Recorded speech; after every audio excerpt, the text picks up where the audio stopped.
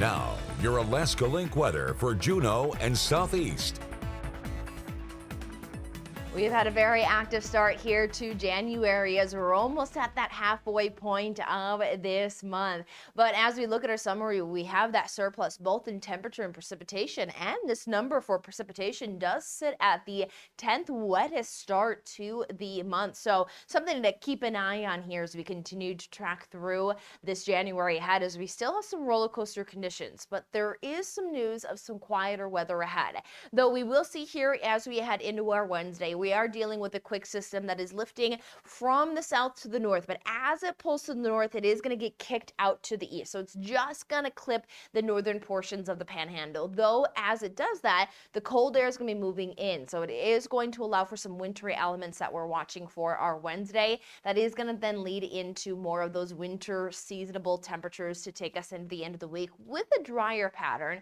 But just as we get into the dry conditions for up to 24 to 48 hours, we're switching right back to the wet and warm conditions. So here for our Wednesday, though, we are watching high tide at 2:16 in the morning and then 1:51 into the afternoon.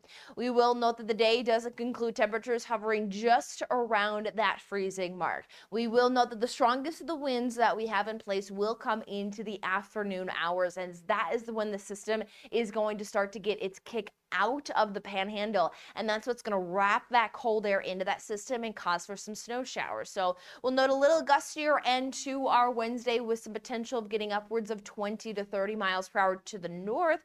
To the south, where that area of low is going to be pushing in, we can see some of those stronger winds and wrangle up to even 35 miles per hour. But here's that system. It does have some higher reflectivity to the south, but just as it's lifting into the north there, it does get pulled off to the east. So we just get some of those wraparound snow showers there to the north, where the southern region of the panhandle will stay more at that mixed precipitation potential depending on elevation. And then quickly by Thursday, we are working into some clear skies. So when it comes down to the wintry accumulation, note that it does stay fairly minimal. Petersburg looking at the greatest of a chance of upwards of 3 inches. Largely, though, most communities that may receive some snow showers do stay light. Note that although the numbers are light for snowfall there from Petersburg south, there is going to be heavier rainfall there in place. 7 hours and 11 minutes of daylight for Wednesday, which we're hopeful to see that sunlight into the end of the week, as Wednesday will stay gloomier with that system moving through with temperatures just around that freezing mark.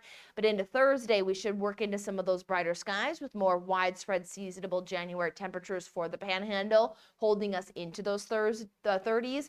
Friday will stay into the 30s as well. Cold point, especially with that breeze, it is going to add a bit of a wind chill to mention.